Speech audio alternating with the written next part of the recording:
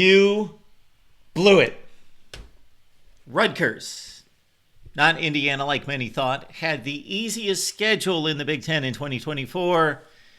And sure, for a second consecutive season, Rutgers did what seems to be the goal of the program, get to postseason play at 7-5. They were able to do that. But considering no Ohio State, no Michigan, no Penn State, no Oregon, no Iowa, Rutgers lost all those games. They went 4-5 in the Big Ten. And yes, they lost a bowl game to finish at 7-6. Well, you blew your chance, and now Rutgers, your schedule, gets mighty tough in 2025. Welcome to the Voice of College Football. We are breaking down the schedules across the nation. We've started in the Big Ten, and we started a few months ago. So check out the videos that we've started with 7 teams out of the Big Ten. We're going to complete the Big Ten and move on from there. Please like the video and subscribe right here at the Voice of College Football. Rutgers, I'm going to have to scold them for this. Sure, they couldn't control their Big Ten schedule, just like Indiana. No issue there. They can't control the conference schedule. But after playing the likes since joining the Big Ten in 2014, Navy, Washington a few times when they were in the Pac-12, Kansas, Syracuse, Washington State a couple times, Boston College a few times, Virginia Tech the previous 2 seasons. Not the elite of college football, but decent, respectable non-conference foes. Rutgers this season starting on the final day of August. Make that August 30th against Ohio. And yes, Rutgers, you could be gunning for a MAC championship here. First 2 weeks of the season, Rutgers plays the Bobcats, who won the MAC championship at 11-3. And then they play Miami of Ohio, the MAC runner-up in 2024. Both of those teams at 7-1 in the MAC.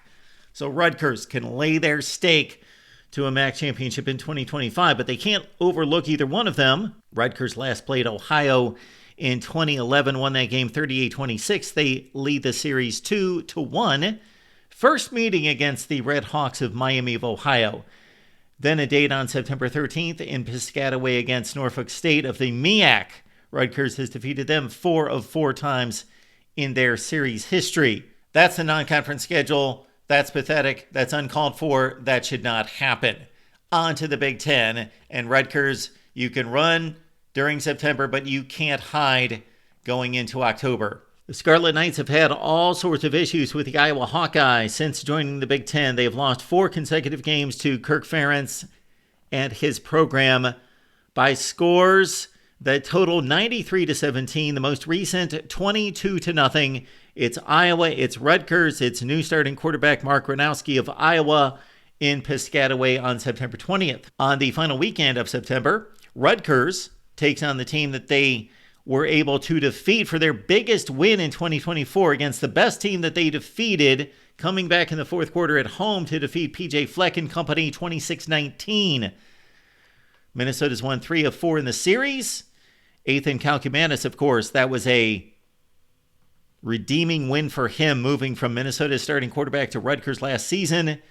And Minnesota unsettled on its quarterback. They have a battle between Zach Pyron and Drake Lindsey. It's Rutgers at Minnesota on the final weekend of September. After a bye week, Rutgers heads all the way to the West Coast to Seattle to take on the Huskies of Washington. Rutgers won this matchup 21-18 last season on a missed field goal at the gun by Washington.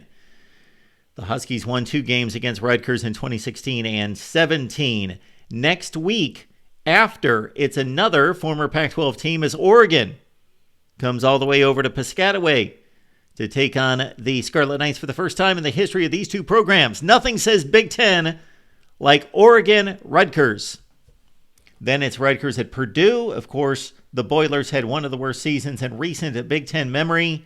0-9, lost all their FBS games. Rutgers has won the 2 games against the Boilers in the series. This time, it's Barry Odom's program taking on Rutgers at West Lafayette, October 25th. After Indiana, Illinois, the surprise team of the Big Ten of 2024, finishing at 10-3 with a bowl win against South Carolina. Luke Altmaier back for his 3rd year as starting quarterback with the Illini, and he needed to fire a late touchdown pass to pull out a game against Rutgers 38-31 last season. This time, the Scarlet Knights travel to Champaign, and they trail in this series 6-3 on November 1st. 1 week later, it's Maryland at Rutgers. Of course, they have matched up every season in the Big Ten since they were in the Eastern Division, also played last season and will again in 2025. And during that series in the Big Ten, Maryland has won 12 of 20 games, but Rutgers got the best of the Terps as Maryland slid from 8-5 down to 4-8 and just 1-8 in the Big Ten. MJ Morris at quarterback, most likely for the Terps, and will try to avenge a 31-17 Rutgers win in 2024. Then after Rutgers takes advantage, hopefully, of a late bye because they're going to need it, a trip to Columbus to take on the defending national champions. Rutgers has lost 10 straight in the series since joining the Big Ten.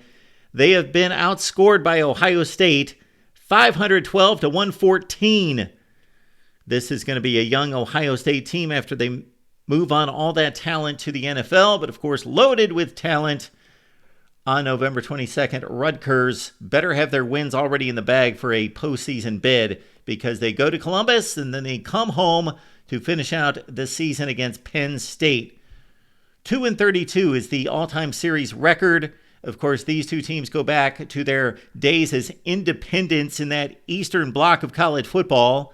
The last time Rutgers defeated Penn State was Joe Paterno on the sideline for the Nittany Lions, 1988. This time they might be facing what is the Big Ten favorite. Last day of the season, Penn State at Rutgers. Off the top, we talked about how difficult this could be for the Scarlet Knights and how ugly it could be. Well, let's put the metrics to it. Of course, everybody plays 9 conference games. So take away the teams that Rutgers played in 2024 that they will play again in 2025. That's 4 teams. There are 5 different opponents for the Scarlet Knights this season. Look at the difference. The same opponents are Washington, Minnesota, Maryland, and Illinois. They simply play them in the other location. All right, in 2024, in terms of different opponents, USC was statistically, by record in the Big Ten, the best, toughest opponent Rutgers played in 2024 that they will not play in 25. USC at 4-5. Then you've got a glut of 3 and 6 teams in Nebraska, Wisconsin, UCLA, and Michigan State. You might expect Nebraska, probably the best candidate of the 4, to improve in 2025. Those 5 teams in the Big Ten last year won 16 and lost 29 games. Compare that to the teams that replace those 5 in 2025. That would be merely Oregon, Penn State, Ohio State, and also Iowa. 9-0, 8-1, 7-2, 6-3 teams.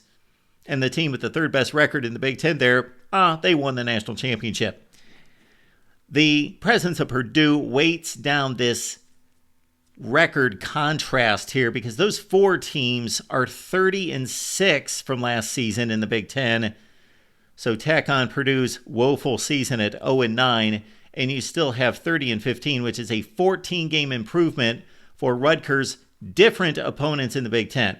I'd be tempted to say that the non-conference schedule is a cakewalk, but considering Rutgers' difficulties and some of the lower echelon Big Ten teams' difficulties against the MAC over the last 15 or 20 years, considering Rutgers is playing what was the 2 best teams in the MAC last season, they cannot look past Ohio and Miami of Ohio. Norfolk State obviously has to be a win. They should be 3-0 going into Big Ten play, and then it is simply that race to get to 3 wins to get to postseason play and bowl eligibility. Your thoughts on Rutgers football down below. A little bit later in the summer, we will run through the schedule and we will make percentage calculations on the difficulty from the most difficult game Rutgers has to face in 2025 to the easiest, Norfolk State. Right here at the Voice of College Football.